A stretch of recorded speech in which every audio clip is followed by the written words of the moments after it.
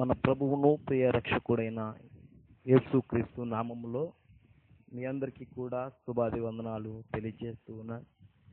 ప్రియమైనటువంటి దేవుని బిడ్డలారా, ఆ యొక్క ప్రసంగాలను మీరు ఆలకిస్తున్నటువంటి విధానాన్ని బట్టి, అనేక మంది ఫోన్ చేస్తున్నటువంటి విధానాన్ని బట్టి మీ అందరికీ కూడా ప్రత్యేకమైనటువంటి వందనాలు తెలియజేస్తూ ఉన్నాను. ఈ యొక్క వాక్యాన్ని వింటున్నటువంటి ప్రతి ఒక్కరు కూడా వినడమే కాకుండా వాక్య ప్రకారముగా జీవించి దేవుడిచ్చేటువంటి ఎన్నో రకాలైనటువంటి ఆశీర్వాదాలను మీరందరూ కూడా పొందుకోవాలని ప్రభు పేట మిమ్మల్ని అందరినీ కూడా కోరుచూ ఉన్నాం. అయితే ఈరోజు మన వాక్య ధ్యానం కొరకు వెళ్ళేటువంటి ముందుగా చిన్న ప్రార్థనను మనం చేసుకుందాం. అందరూ కూడా ప్రార్థనలో ఏకీభవించండి. ప్రార్థన. సకల ఆశీర్వాదాలకు కారణభూతుడు అయిన మా ప్రియ పరలోకపు తండ్రి, నీ నామమునకు లెక్కలేని స్తుతులు స్తోత్రాలు చెల్లించుకుంటున్నాం ప్రభువా. ఇంతవరకు నైనా తండ్రి, నేను మమ్మల్ని అందరినీ కూడా కాచి కాపాడావు.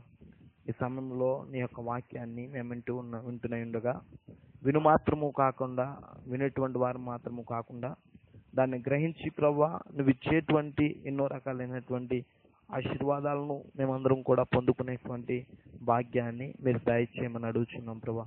వింటున్నటువంటి ప్రతి ఒక్క బిడ్డను కూడా జ్ఞాపకం చేసుకోండి. ఆనాడు లూదియా ఎప్పుడైతే దేవుని యొక్క వాక్యాన్ని విన్నదో ప్రభా, ఎలాగైతే ఆమె యొక్క హృదయం తెరవబడిందో, రహాబు అనేటువంటి వేశ్య ఎప్పుడైతే నువ్వు చేసినటువంటి అద్భుతాలను గురించి విన్నదో, ఎప్పుడైతే ప్రభా ఆమె గుండెలు కరిగినాయో, అలాగే నేను తండ్రి నీ యొక్క వాక్యాన్ని వింటున్నటువంటి బిడ్డల హృదయాలు తెరవబడ్డానికి, కరగబడ్డానికి మీరే కృప చూపించి నడిపించమని యేసు క్రీస్తు నామములో అడిగి వేడుకుని ప్రార్థించుచున్నాం తండ్రి, ఆమేన్.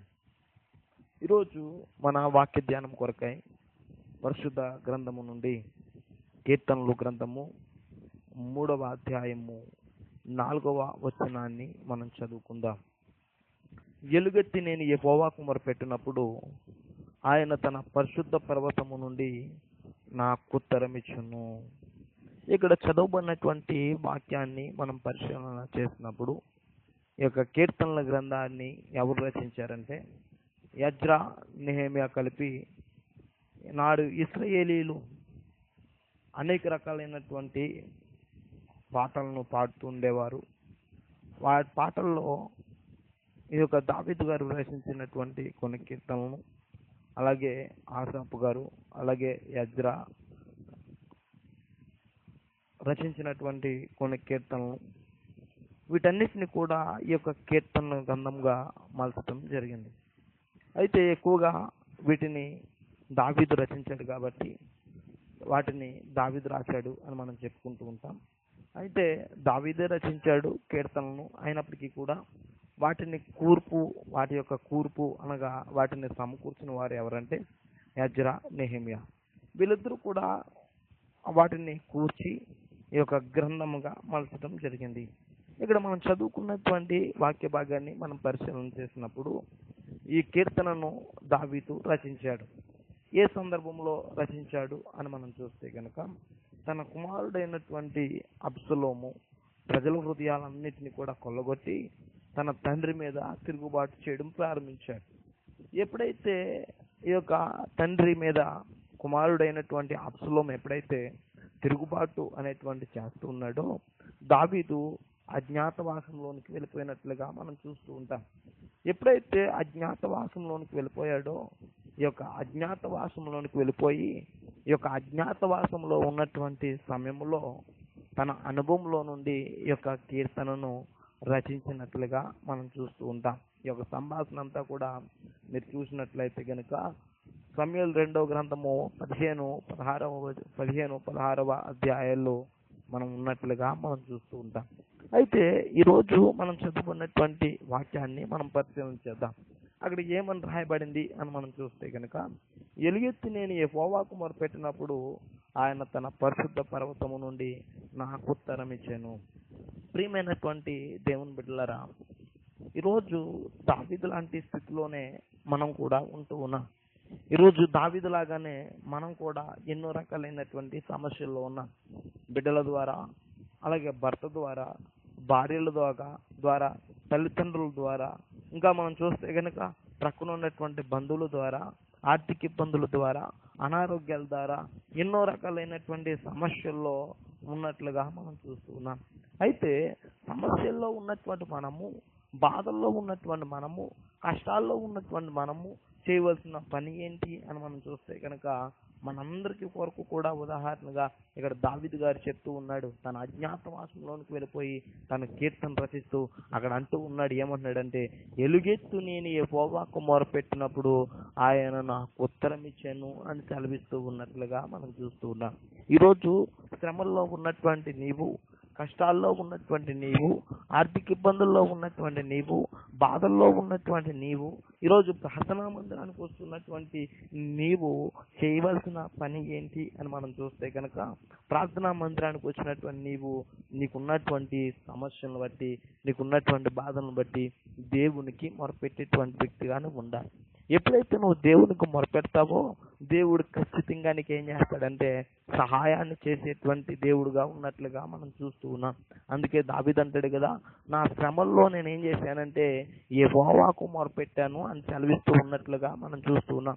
ఈరోజు మనకు శ్రమలు వచ్చినప్పుడు, బాధలు వచ్చినప్పుడు మనం ఎవరికి మొరపెడతామంటే మన తండ్రి ఇంటి వారికో, లేకపోతే కనుక మన బంధువులకో, లేకపోతే కనుక ఈ లోకానుసారమైనటువంటి మనుషులకు మనం మొరపెడుతూ ఉంటాం. అయితే నీకున్నటువంటి కష్టాలను బట్టి నువ్వు మనుషులకు మొరపెట్టడం కాదు, కానీ నీకున్నటువంటి సమస్యలను బట్టి, నీకున్నటువంటి శ్రమలను బట్టి నువ్వు మనుషులకు మొరపెట్టడం కాదు, కానీ నీ తండ్రి ఇంటి వారికి, నీ బంధువులకు మొరపెట్టడం కాదు, కానీ ఎవరికి మొరపెట్టాలంటే నువ్వు దేవునికి మొరపెట్టాలి.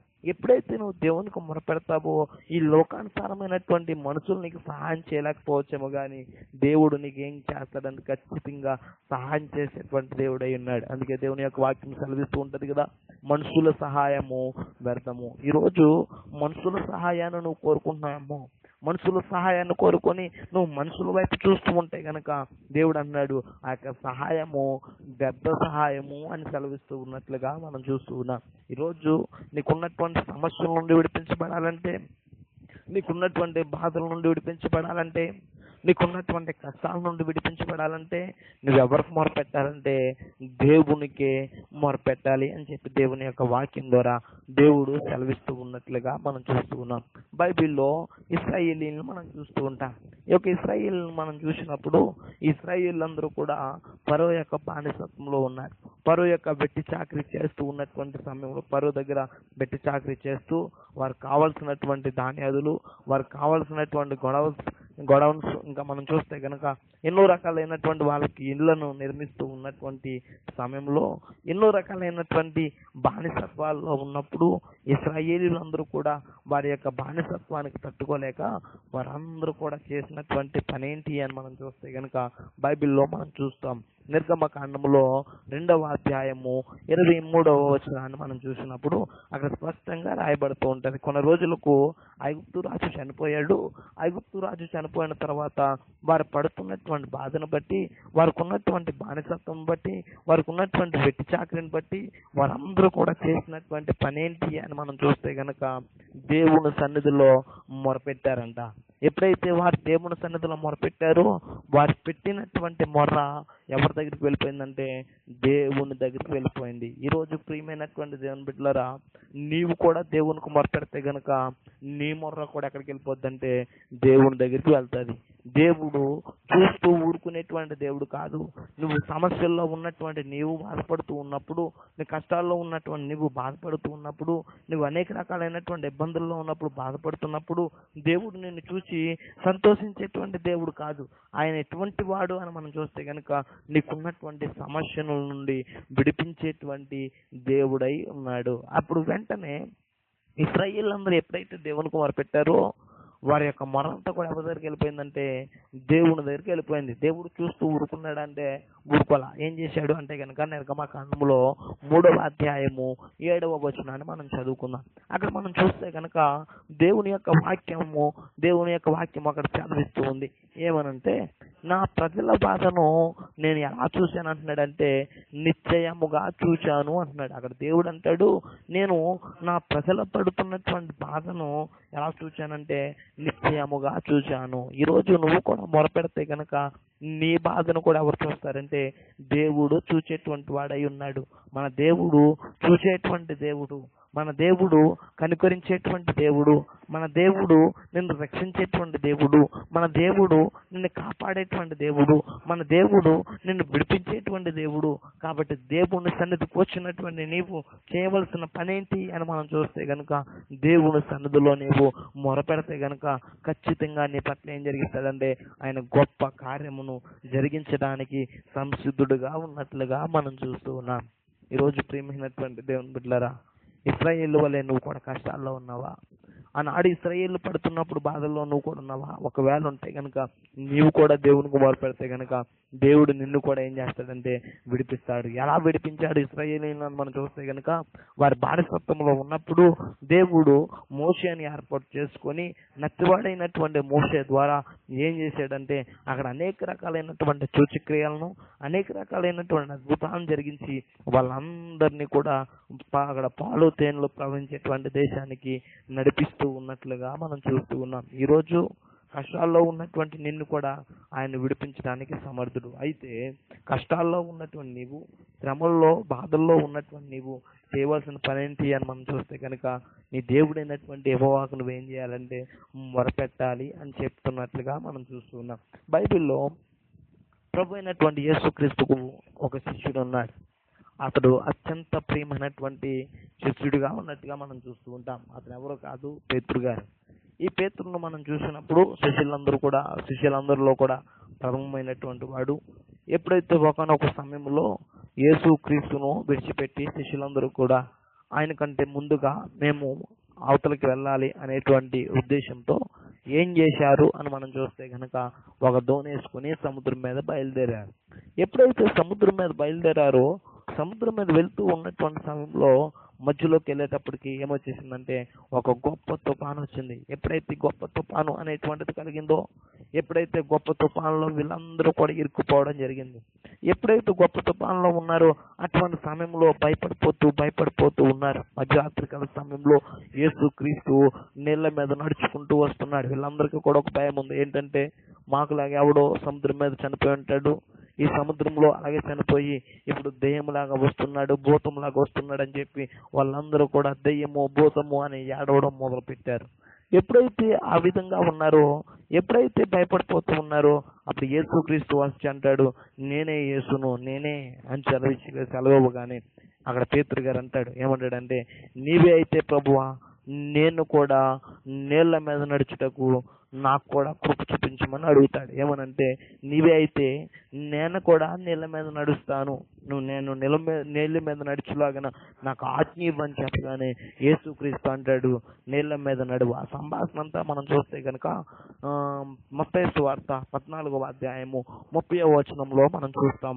అక్కడ మనం చూసినప్పుడు ఎప్పుడైతే నడమన్నాడో పేతురు గారు ఏం చేస్తూ ఉన్నాడంటే దేవుని వైపు చూస్తూ నీళ్ళ మీద నడుస్తూ ఉన్నాడు. ఈ లోకంలో ఎంతో మంది పేతురు వలె నేను కూడా నీళ్ళ మీద నడుస్తాను అని చెప్పారు కానీ ఎవరు కూడా నడవలేకపోయారు. జర్మన్ దేశంలో టైటస్ అనేటువంటి ఒక వ్యక్తి అన్నాడు, ఏమనంటే, పేతురునండి నేను కూడా ఎక్కడ నడుస్తానంటే నీళ్ళ మీద నడుస్తాను అని చెప్పి ఒక దండోరా వేయించాడంట. అంటే ఒక టముక వేయించాడు, అనగా ఒక చాటింపు వేయించాడు.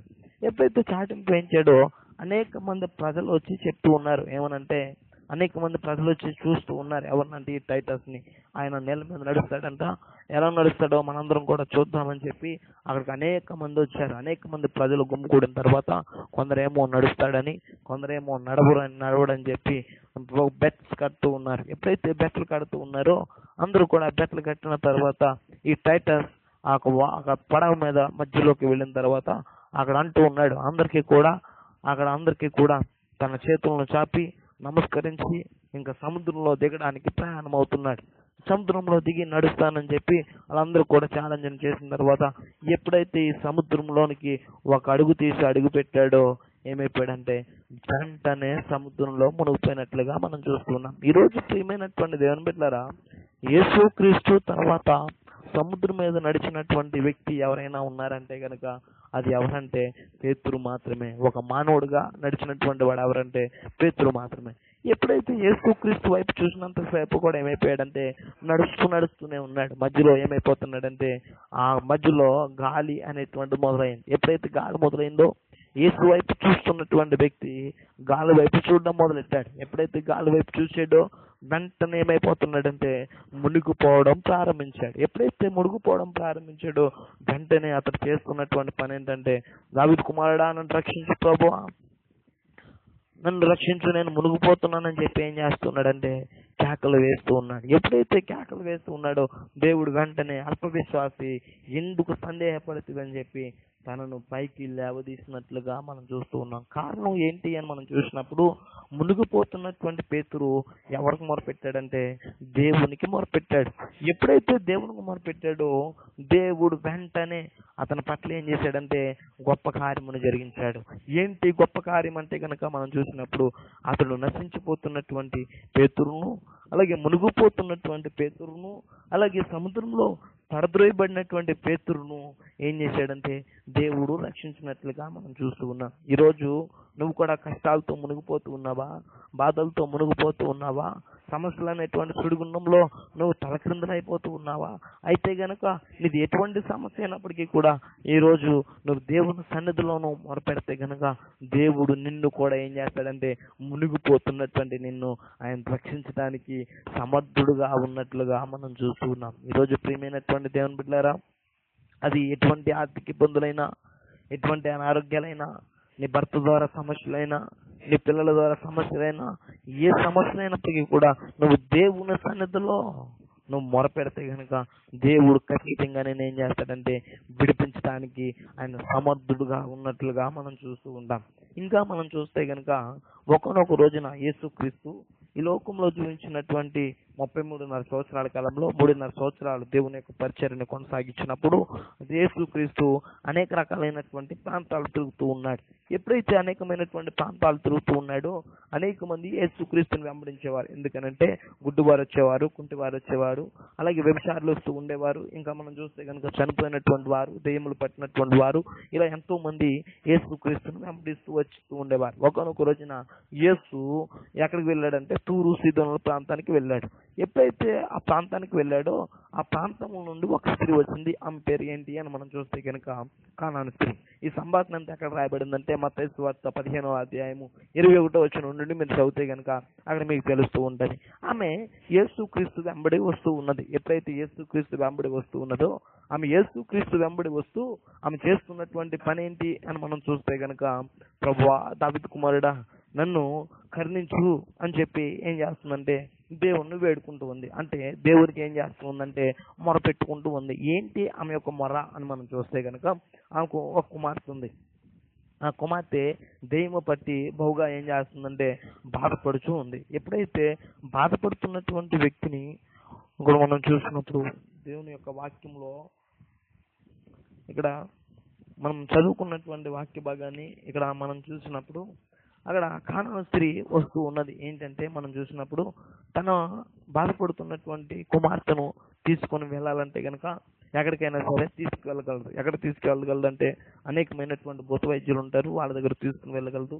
ఇంకా మనం చూస్తే కనుక ఎంతో మంది ఉన్నారు ఇక దెయ్యాలను వెళ్ళగొట్టేటువంటి వారు, వాళ్ళ దగ్గరికి వెళ్ళగలరు. అయితే ఈమె ఎవరి దగ్గరికి వచ్చిందంటే యేసుక్రీస్తు దగ్గరికి వచ్చింది. ఎందుకనంటే ఆ భూత వైద్యుల దగ్గరికి వెళ్తే కనుక నా కుమార్తెకి ఎటువంటి లాభం కలగదు, లేకపోతే కనుక ఎవరి దగ్గరికి వెళ్తే కనుక నా కుమార్తెకి లాభం చేయకూడదు, కానీ నాకు లాభం చేకూర్చబడాలంటే, నా కుమార్తె బాధకాలంటే, నా కుమార్తె దెయ్యము నుండి విడిపించబడాలంటేనే కనుక నేను ఎవరి దగ్గరికి వెళ్ళాలంటే యేసుక్రీస్తు దగ్గరికి వెళ్ళాలి. ఎప్పుడైతే యేసుక్రీస్తు దగ్గరికి వెళ్ళాలనుకుందో యేసుక్రీస్తును వెంబడిస్తూ ఉంది. వెంబడిస్తూ కేకలు వేస్తుంది. ఏమనంటే, ప్రభువా దావీదు కుమారుడా నన్ను కరుణించు, నా కుమార్తె దెయ్యము పట్టి బహు బాధపడుచున్నదని కేకలు వేశాను. అయితే ఆయన ఒక్క మాట కూడా పలకకుండా వెళ్ళిపోతున్నాడు. ఎప్పుడైతే ఒక్క మాట కూడా పలకకుండా వెళ్ళిపోతున్నాడో ఆయన శిష్యులు వచ్చి చెప్తూ ఉన్నారు, ఈమె మనం వెంబడి వచ్చి కేకలు వేస్తున్నది కనుక ఈమెను పంపివేయమని ఆయన వేడుకున్నారు. అయితే ఆయన ఏమంటాడంటే, ఇశ్రాయేలీయులు ఇంటి వారైనా నశించిన గొర్రెల యొద్దకే గాని మరి ఎవని యొద్దకు నేను పంపబడలేదనను. అయినప్పటికీ కూడా ఏమనుకోవాలంటే దేవుడు అంటున్నాడు, నేను ఇశ్రాయేల్ దగ్గరికి, నశించిపోతున్నటువంటి ఇశ్రాయేల్ దగ్గరికి వచ్చాను కానీ మరి ఎవరి దగ్గరికి నేను పంపబడలేదని చెప్పినప్పుడు అప్పుడు అనుకోవాలి, ఏమనుకోవాలంటే ఈయన వల్ల నాకు ఎటువంటి లాభం కలగదు అని వెళ్ళిపోవాలనుకోవాలి. అయితే ఇక్కడ మనం చూసినప్పుడు ఆమె చేసుకున్నటువంటి పని ఏంటి అని మనం చూసినప్పుడు, అయినను ఆమె వచ్చి ఏం చేస్తుందంటే దేవునికి మొక్కి, ప్రభువా నాకు సహాయం చేయమని అడిగాను. ఎప్పుడైతే ఇంకా సహాయం చేయమని చెప్పి దేవుని సన్నిధిలో మొరపెట్టుకుంటూ ఉన్నదో అప్పుడు దేవుడు అంటాడు, పిల్లల రొట్టె తీసుకొని కుక్కల పిల్లలకు వేయుట యుక్తము కాదు అని చెప్పాను. ఏమంటాడంటే ఆమెను కుక్కతో పోల్చి చెప్తూ ఉన్నాడు. కుక్క పిల్లలకు వేయుట యుక్తము కాదు పిల్లల రొట్టె తీసుకొని అని చెప్పగానే ఆమె అంటుంది, అందుకు నిజమే ప్రభువా, కుక్క పిల్లలు కూడా తమ యజమానుల బల్ల మీద నుండి పడు ముక్కలు తినడు కదా అని చెప్పాను. ఎప్పుడైతే తన కుక్కతో పోల్చినప్పటికీ కూడా దేవుని సన్నిధిలో ఎప్పుడైతే దేవునికి మొరపెడుతూ ఉందో తన కుమార్తెను బట్టి వెంటనే దేవుడు అంటూ ఉన్నాడు, అమ్మా నీ విశ్వాసము గొప్పది, నీ విశ్వాసమే నీ కుమార్తెను స్వస్థపరిచింది అని సెలవిస్తూ ఉన్నట్లుగా మనం చూస్తూ ఉన్నాం. కారణం ఏంటి అని మనం చూస్తే కనుక, సమస్యలు వచ్చినప్పుడు, బాధలు వచ్చినప్పుడు ఈ లోకానుసారమైనటువంటి వాటి వైపు కానీ, ఈ లోకానుసారమైనటువంటి వారి వైపు కానీ ఆమె చూడాలి. ఎవరి వైపు చూసిందంటే దేవుని వైపే చూసింది. ఈరోజు ప్రార్థనా మందిరానికి వస్తున్నటువంటి నీవు కూడా, దేవునిలో గడుపుతున్నటువంటి నీవు కూడా, దేవుని సన్నిధిలో నువ్వు గడుపుతున్నటువంటి నీవు కూడా, దేవుని సన్నిధిలో నీకున్నటువంటి అవసరాలను బట్టి, నీకున్నటువంటి బాధలను బట్టి, నీకున్నటువంటి కష్టాలను బట్టి ఎప్పుడైతే నువ్వు దేవుని సన్నిధిలో మొరపెడతావో ఖచ్చితంగా ఆయన నిన్ను ఏం చేస్తాడంటే రక్షించేటువంటి దేవుడుగా, నిన్ను కాచి కాపాడేటువంటి దేవుడుగా, అలాగే నీకున్నటువంటి ఇరుకుల నుండి, ఇబ్బందుల నుండి నిన్ను విడిపించేటువంటి దేవుడుగా, నీకు ఉత్తరం ఇచ్చేటువంటి దేవుడుగా ఉన్నట్లుగా మనం చూస్తూ ఉన్నాం. అందుకే దావీదు తన కుమారుడు వల్ల శ్రమల్లో ఉన్నప్పుడు, తన కుమారుడు తిరుగుబాటు చేస్తూ ఈ యొక్క తండ్రిని చంపేయాలని చూస్తూ ఉన్నప్పుడు, ఎక్కడికో పారిపోతున్నటువంటి సందర్భంలో ఈ యొక్క దావీదు సెలవిస్తూ ఉన్నాడు. ఏమంటూ ఉన్నాడంటే, ఆ సమయంలో రచించాడు కీర్తన. ఏమంటూ ఉన్నాడంటే అక్కడ, నేను యెహోవాకు మొరపెట్టి తిని, నేను ఎలుగెత్తి యెహోవాకు మొరపెట్టి తిని, ఆయన తన పరిశుద్ధ పర్వతము నుండి నాకు ఉత్తరం ఇచ్చాను అని సెలవిస్తూ ఉన్నట్లుగా మనం చూస్తూ ఉన్నాం. ఈరోజు ప్రియమైనటువంటి దేవుని బిడ్డలారా, దావీదు ఒక్కడి పట్లే కాదు కానీ ఈరోజు ప్రార్థనా మందిరానికి వస్తూ ఉన్నటువంటి నీవు కూడా దేవునికి మొరపెడితే కనుక నీకున్నటువంటి సమస్యల నుండి కూడా ఆయన ఏం చేస్తాడంటే విడిపించడానికి సిద్ధంగా ఉన్నాడు. ఈరోజు వాక్యాన్ని వింటున్నటువంటి మీరు ఇంతవరకు కూడా ఎన్నో రకాలైనటువంటి అవసరాల చేత, ఎన్నో రకాలైనటువంటి బాధల చేత, ఎన్నో రకాలైనటువంటి కష్టాల చేత, ఎదుగుల చేత, ఇబ్బందుల చేత పీడింపబడచ్చు. ఈ లోకానుసారమైనటువంటి వారి సహాయం కోసం నువ్వు చూస్తూ ఉన్నావా? ఒకవేళ ఈ లోకానుసారమైనటువంటి వారి సహాయం కొరకు నువ్వు చూస్తూ ఉన్నట్లయితే కనుక దేవుడిచ్చేటువంటి ఆశీర్వాదాలను నువ్వు పొందుకోవాలి. ఈరోజు దేవుడిచ్చేటువంటి మేలులను, దేవుడిచ్చేటువంటి అద్భుతాలను, దేవుడిచ్చేటువంటి ఆశ్చర్యకార్యాలను నీ పట్ల, నీ జీవితంలో నువ్వు చూడాలంటే కనుక ఈరోజు ప్రార్థనా మందిరానికి వచ్చేటువంటి నీవు, దేవుళ్ళు గడుపుతున్నటువంటి నీవు, నీకున్నటువంటి ప్రతి ఒక్క అవసరతను బట్టి నువ్వు దేవునికి మొరపెట్టాలి. ఎప్పుడైతే నువ్వు దేవునికి మొరపెట్టేటువంటి వ్యక్తిగా నువ్వు ఎప్పుడైతే జీవిస్తావో దేవుడు తన యొక్క పరిశుద్ధ పర్వతం నుండి నీకు ఉత్తరమిచ్చి నీకు సహాయం చేస్తాడని దేవుని యొక్క వాక్యం ద్వారా దేవుడు సెలవిస్తూ ఉన్నాడు. ఈరోజు నీది ఎటువంటి సమస్య అయినప్పటికీ కూడా నువ్వు ఎప్పుడైతే దేవుని సన్నిధిలో మొరపెడతావో దేవుడు నీకున్నటువంటి ఇరుకుల నుండి, ఇబ్బందుల నుండి నిన్ను నడిపిస్తాడు. అటువంటి కృపను దేవుడు మనందరికీ కూడా కలుగు చేయనుగాక. ఆమేన్. చిన్న ప్రార్థన. మహాపరిశుద్ధుడు, ఘనమైన తండ్రి, నీ నామమునకు లెక్కలేని స్తుతులు, స్తోత్రాలు చెల్లించుకుంటున్నాం. ఇంతవరకు ప్రభువా నీ యొక్క వాక్యం ద్వారా మాతో మీరు మాట్లాడారు. ఎప్పుడైతే మేము నీకు మొరపెడతామో మాకున్నటువంటి సమస్యల నుండి విడిపిస్తానని వాక్యం ద్వారా సెలవిచ్చాం. ఆనాడు ఎప్పుడైతే దావీదు మొరపెట్టాడో అతనికి నువ్వు సహాయం చేశావు. పేతురు ఎప్పుడైతే మొరపెట్టాడో నువ్వు సహాయం చేసావయ్యా. అలాగే కానాను స్త్రీ ఎప్పుడైతే నీకు మొరపెట్టిందో నువ్వు సహాయం చేసావు ప్రభా.